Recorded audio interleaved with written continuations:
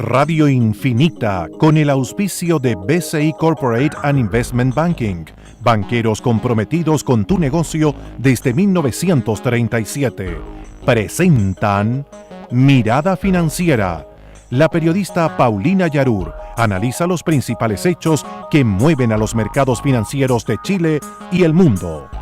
¿Cómo están? Bienvenidos. Comienza esta hora Mirada Financiera en este lunes 6 de junio, lunes de IMASEC, lunes de IPOM. Vamos a estar comentando eso y mucho más, pero antes lo que ustedes están esperando, cómo han estado las bolsas a nivel internacional, y la verdad que la tendencia es más bien a la alza, salvo la bolsa de Shanghái que desciende en el día de hoy en un 0,33%. Nikkei también desciende en un 0,37%, pero el Hang Seng de Hong Kong arriba con un 0,40%. En Europa, los valores todos en positivo. FTSE 100 de Londres 1,03, CAC 40 de París 0,08, DAX alemán 0,18, IBEX 35 de España también crece un 0,25%. ¿Qué pasa en Estados Unidos? Recordemos que la plaza aún está abierta, está al alza. El Dow Jones 0,55, Standard & Poor's 0,41, Nasdaq 0,49. ¿Qué pasa a nivel local? El IPSA aumenta un 0,72% y el IXPA también aumenta un 0,65%. ¿Qué pasó con el metal rojo en el día de hoy? Tuvo un aumento, un 0,38% hasta los $2.13, un nivel más alto desde el 27 de mayo. ¿Y qué pasó con el dólar? Tuvo un retroceso de 4 pesos con respecto al cierre del viernes, comprador 6,79,5 y vendedor 6,79,80. Recuerde que nos puede escuchar online en www.infinita.cl y también puede escribirnos a través del WhatsApp 569-6511-9985. Partimos por la noticia que tiene que ver con el IMASEC. Un IMASEC que la verdad que fue bastante peor a lo que preveía el mercado. Estamos hablando de un 0,7%. El mercado estaba más o menos en lo bajo, entre un 0,8 y lo máximo un 2,2. Pero la verdad que este informe fue bastante menor al de lo esperado. Y obviamente, aunque el presidente del Banco Central, Rodrigo Vergara, dice que esto no tiene incidencia en su ponderación global de lo que está pasando en nuestra economía para este 2016 y para su proyección al 2017, la verdad que pone paños fríos a todos quienes pensaron que alguna vez nuestra desaceleración había tocado fondo. Yo creo que es interesante analizar los números, también es interesante analizar qué va a pasar con la inversión, porque es uno de los puntos más esenciales del IPOM que presentó Rodrigo Vergara esta mañana ante el Congreso Nacional. Y ahora presento a mi panelista del día de hoy, Javier Latorre. De los lunes, economista de la Universidad San Sebastián. Hola Paulina, ¿cómo estás? Estaba escuchando que estabas hablando en referencia a la presentación del IPOM que hizo Rodrigo Vergara hoy en el Congreso Nacional. Y antes estaba hablando sobre el IMASEC, que la verdad, tú habías dicho un 1,5. Yo dije que con suerte 1,5, fíjate que estaba en la parte baja del rango y así todo me quedé... ¿Te quedaste corto igual? Me quedé optimista. Sí. Porque fue bastante más bajo que eso, lo cual de alguna manera nos sorprende, pero no tanto. Y el IMASEC, tal como tú señalabas, da cuenta de lo que tú dijiste. Que no ha tocado a fondo la desaceleración de nuestra economía, y yo creo que es bien interesante eso, tenerlo en perspectiva, porque es la única manera de poner un acelerador en lo que es la proyección económica de nuestro país. Fíjate que la estimación quedó, ¿no es cierto?, del mercado, hablando del IMASEC, bastante por abajo de las estimaciones, debido, fíjate, principalmente a la caída en la producción minera. Y eso que se estrenó una nueva medición, durante este IMASEC se estrenó una separación entre lo que es la producción minera y también la producción no minera, y la verdad que bien bajita. 1,3 el IMASEC no minero. Exactamente, y el IMASEC minero en negativo 5,6, si no mal no recuerdo, 5,8, ahí está. Mostró el IMASEC minero, entonces mostró una caída de un 5,8%. Y como tú decías, el IMASEC no minero aumentó en un 1,3%. Bueno, con este registro el segundo trimestre del 2016 se inicia, la verdad que con el peor registro de la actividad mensual desde la crisis del año 2008-2009. Por el momento, obviamente que no se modifica, estoy leyendo lo que me manda cada mañana BCI Estudios, no modifica, ¿no es cierto?, la proyección que ellos hacen de un 1,8% y tampoco no se modifica la proyección. Vamos al segundo tema del día que tiene que ver con IPOM. La del crecimiento anual. Eso sí, recortó también, como lo habíamos conversado, el techo. Recordemos que en marzo tenía un techo de 1 punto, ahora el techo se recorta a 0,75. El rango de crecimiento entre 1,25, o sea, que estaba entre 1,25 y 2,25, lo achicó a 1,25, y ajustó el techo a máximo un 2%, lo cual de alguna manera sigue, para mi gusto, siendo optimista, pero va de a poco.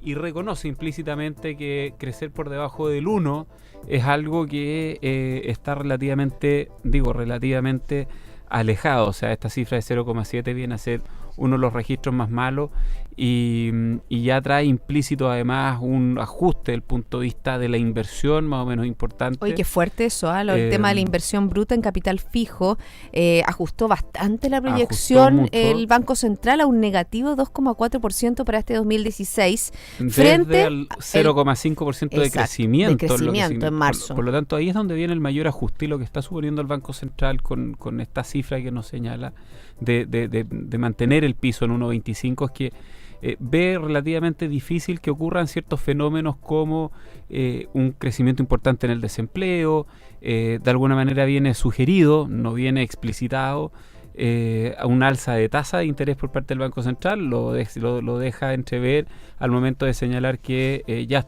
está por entrar a rango, estamos al 4,2%. Pero a una velocidad algo más pausada que la considerada en marzo. Ahí está la clave, ahí está la lectura entre líneas de esa frase. Pero claro, la conclusión a la que te lleva es que dentro de lo que es la política monetaria, lo que va a hacer el Banco Central este año es no subir la tasa de interés.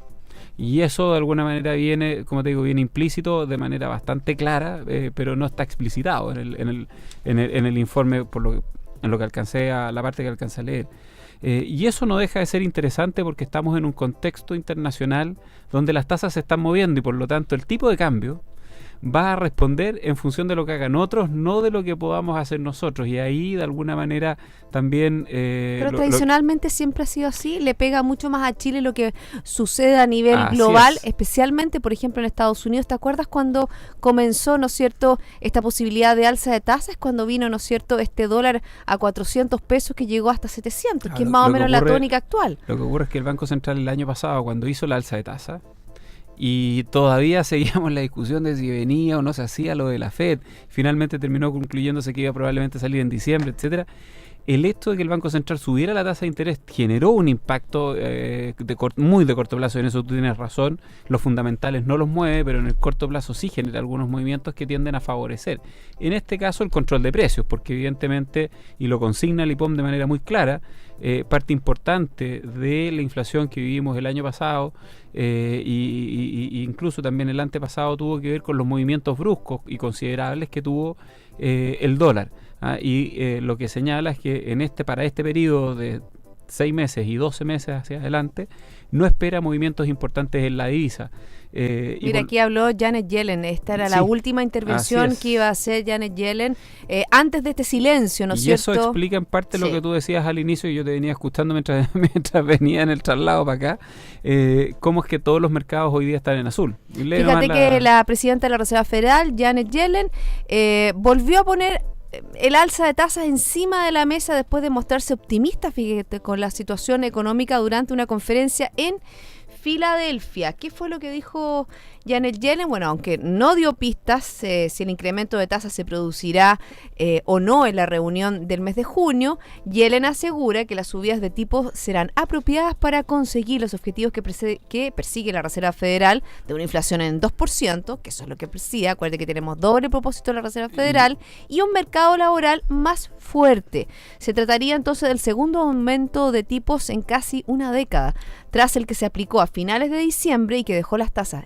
actualmente en Estados Unidos entre un 0,25 y un 0,5%. Lo que lee el mercado es que en definitiva, si los datos siguen saliendo como salieron el viernes, con un dato de empleo que venía disminuido y con una inflación que, ojo, que podría empezar a eventualmente generar algún tipo de presión, sobre todo por el lado del precio del petróleo, pero el resto está impecable, porque más bien está importando deflación internacional.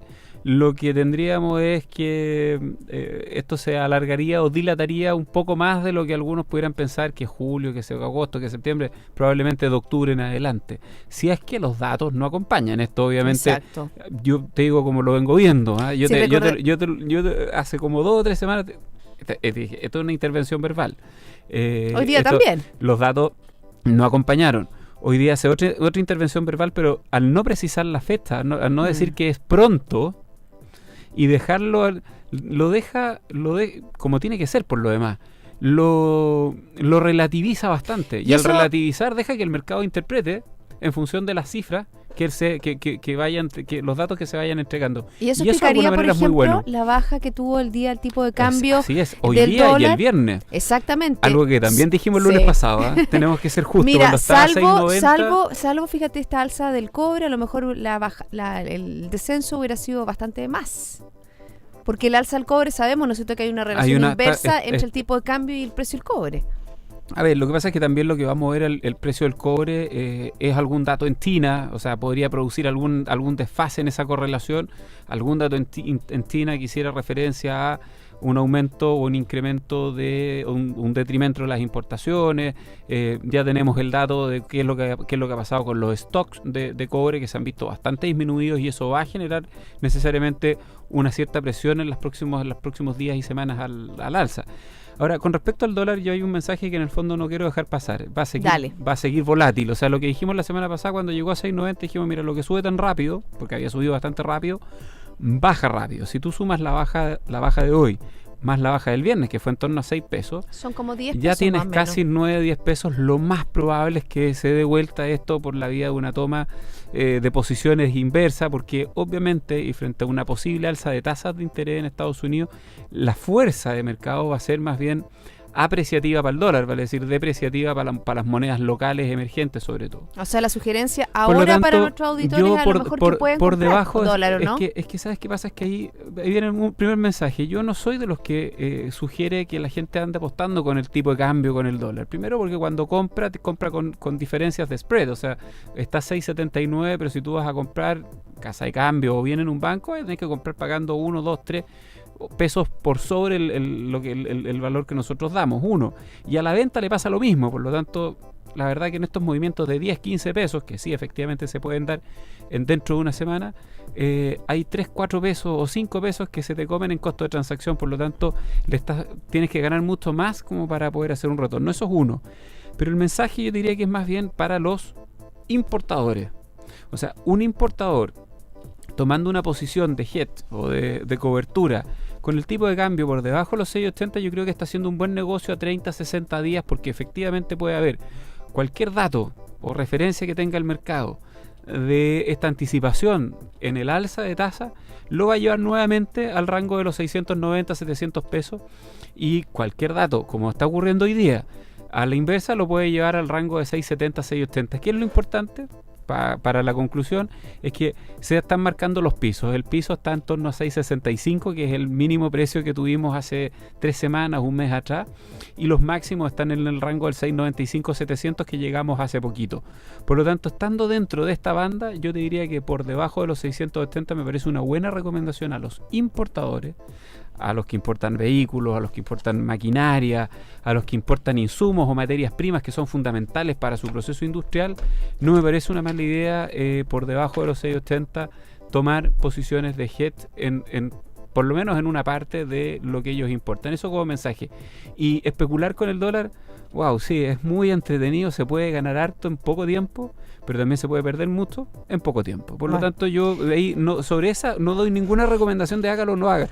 Ahí cada uno verá y lo tiene que hacer. Pero uno lo que puede recomendar es más o menos la tendencia. Yo sé que nadie tiene, lo hemos conversado también en este programa, Javier, nadie tiene la bolita de cristal ni va a saber lo que va a pasar. Pero obviamente que un alza de tasa posible en la visión de largo plazo va a traer, ¿no es cierto?, que nuestro tipo de cambio se acerque más a los 700 así pesos. Así es, juntémoslo con el IPOM. Si lo juntamos con IPOM, el IPOM nos dice hoy, señor Vergara nos dice, mire, yo veo poco probable de aquí a fin de año y para el próximo subir la tasa de interés. ¿Por qué? Sí. Porque lo señala explícitamente, es una inflación de 4% para el cierre de este año, y de 3,2% para el 2017. Y ahí estaría más o menos dentro del Está en su rango. meta. Su objetivo es el 3% con un rango de tolerancia de 1% hacia arriba y 1% hacia abajo. Por lo tanto, el rango meta del Banco Central se mueve entre un 2 y un 4. Lo que está diciendo es, ojo, tengo las expectativas de inflación ancladas.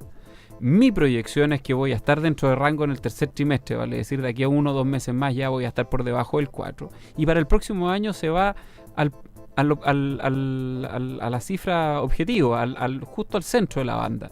Y por lo tanto, implícitamente lo que te está diciendo es que no tiene necesidad de hacer un uso de política monetaria para poder mantener a raya la inflación. Fíjate Ergo, que bajó lo la que tú inflación, bajó la inflación con respecto al informe que hizo en marzo. En marzo había pronosticado para este año un 4,1 y ahora lo bajó a 4%. Un pequeño ajuste. Un pequeño ajuste. Sí, hizo pequeños ajustes también. Entonces, hizo ajustes también con respecto al cobre. Volviendo al dólar. Bueno, ya, para que no nos salgamos de ahí. Terminemos el dólar porque vamos a tener que hacer la pausa y después tenemos que seguir analizando el IPOM. Si tomamos el IPOM como está y tomamos el contexto internacional que tú nos señalas, efectivamente, y esto es variable, sí. Como dices tú, no tenemos la bola de cristal. Puede ser ahora en julio, puede ser en septiembre, puede ser en noviembre, en diciembre. Ok, da lo mismo cuando ocurra, pero lo que está claro es que debiese venir un alza de tasas en la Reserva Federal. Y lo que está bastante más claro y más implícito en el IPOM es que no vamos a tener un alza de tasa en Chile. Ergo, cuando eso ocurra, necesariamente la variable de ajuste va a ser tipo cambio. Por lo tanto, todo indica que la presión que va a tener el tipo de cambio es más bien al alza que a la baja. Por lo tanto, dentro de este rango, cualquier movimiento por debajo de ciertos puntos, a mí me parece que son momentos interesantes como para entrar. Bueno, ya son las 2:17. Tenemos varias cosas que analizar con respecto al IPOM, cuáles son los riesgos internacionales. También fíjate que vamos a tener que tener ojo a una noticia que acaba de publicar el Diario Financiero con respecto a la reforma laboral. Gobierno opta por reforma constitucional para salvar la titularidad sindical. Ese va a ser un tema que vamos a estar comentando luego de esta pausa. Después vamos a tener por lo menos un minuto para comentarla antes de salir al aire. Ya son las 2:17. Estoy conversando con Javier Latorre, economista de la Universidad San Sebastián.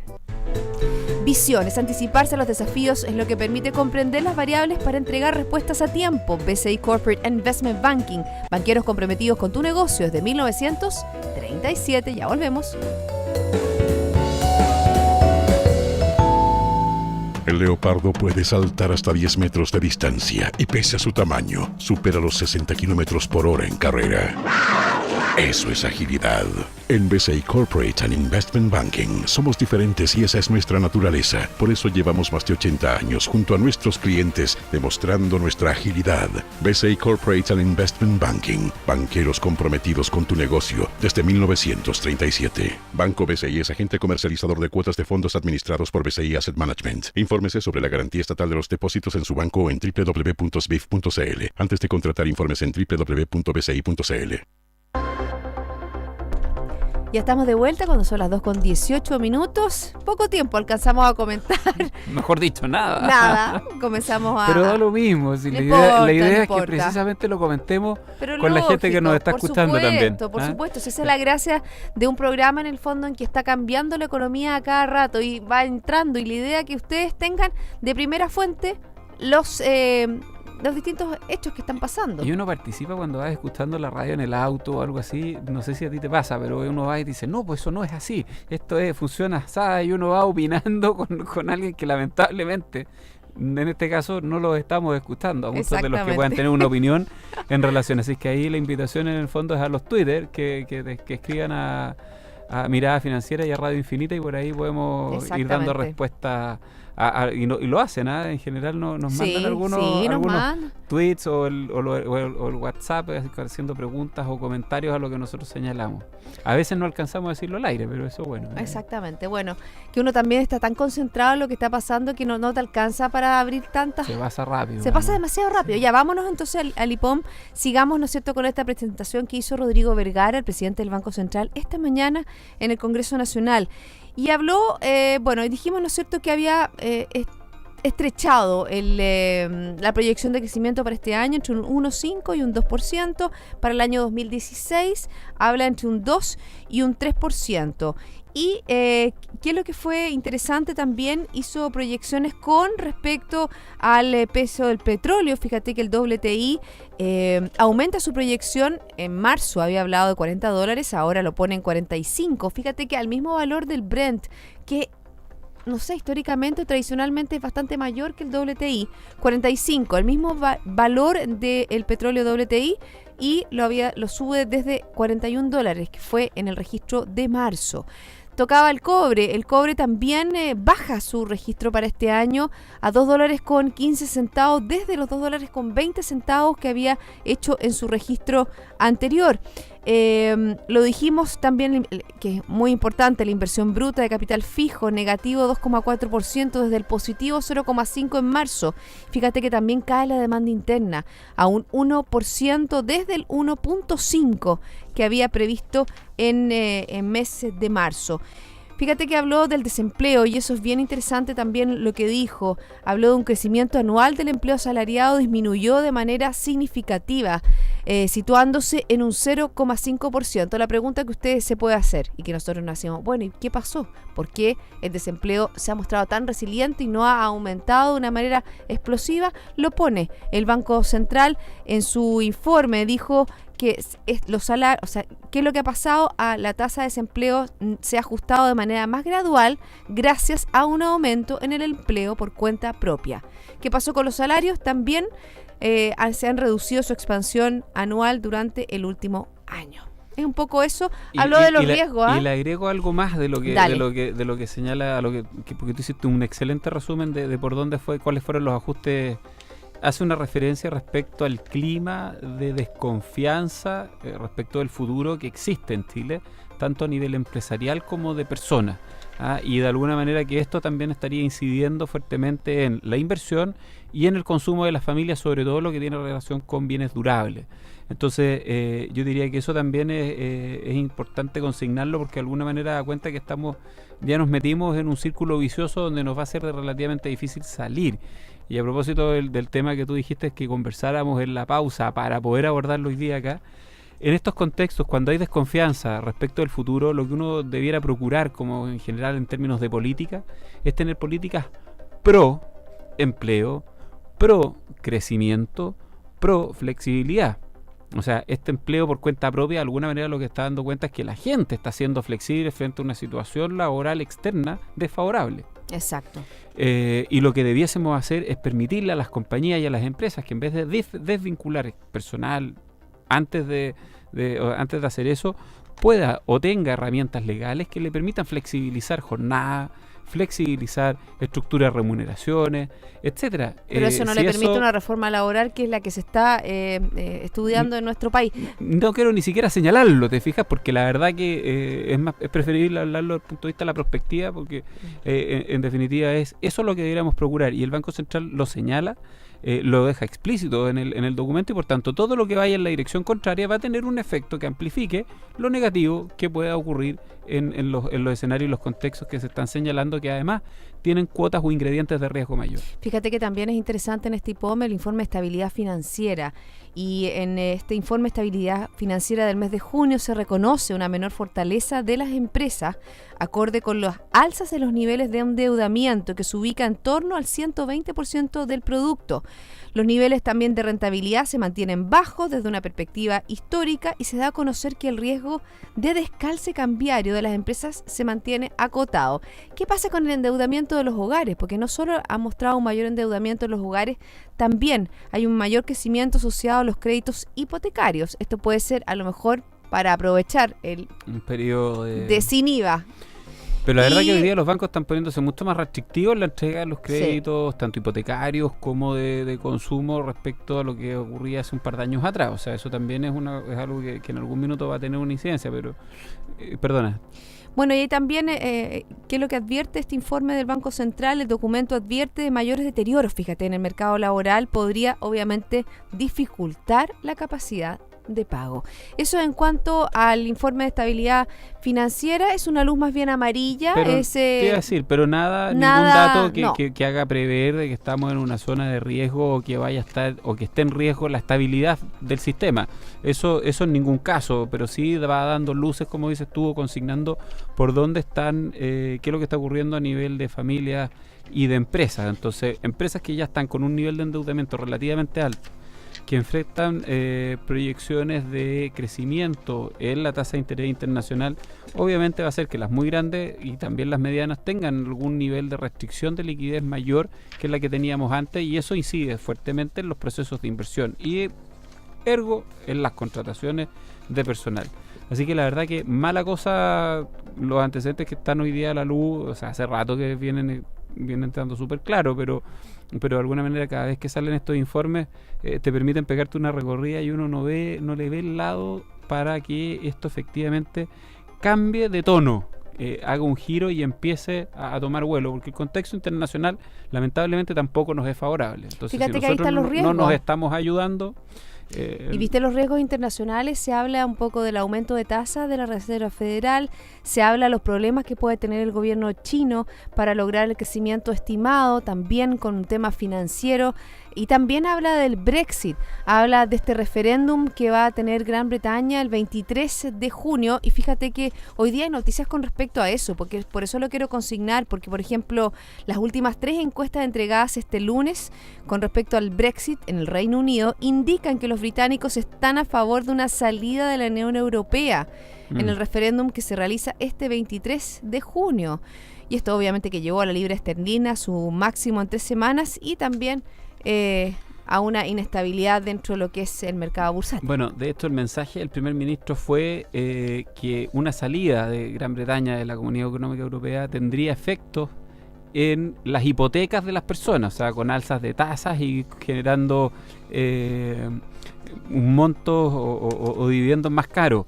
O sea, ya tuvo que bajar la información a cosas más concretas, de manera tal de decir, oye, a ver, yo estoy dispuesto a salirme si es que esto va a tener un impacto en mi bolsillo, y ahí la gente empieza a decir, oye, en realidad pareciera ser que esto no nos conviene. Entonces, hoy día el mensaje va en esa línea. Vamos a ver qué pasa. La verdad que ahí sí que anticiparse es como anticipar las elecciones peruanas. O sea, hasta hace una semana atrás había una diferencia grande. Sí. Hoy día ya están a fallo fotográfico. Fíjate que así están es. Cada vez por nariz, 100.000 votos y cada vez se estrecha más la relación. En un universo de votantes que llega, creo que 16 poco más millones de casi 20 o poco más de 20 millones de votos. O sea, es nada, pero son décimas. Es nada, por eso que ambos candidatos han estado bastante cautelosos, no han hablado, han salido los segundos a entregar, pero la verdad que va a ser un... Bueno, el Brexit, mi impresión es que va a ser algo parecido, probablemente se va a resolver más rápido, en términos de cuánto tiempo se demora en entregar la cifra oficial, pero sí, no tiene efectos. Los va a tener para Inglaterra, los va a tener para la Comunidad Económica Europea y en alguna medida para el resto del mundo. Y obviamente porque eso puede ser, ¿no es cierto?, señal para que otros países empiecen a hacer lo mismo de Gran Bretaña.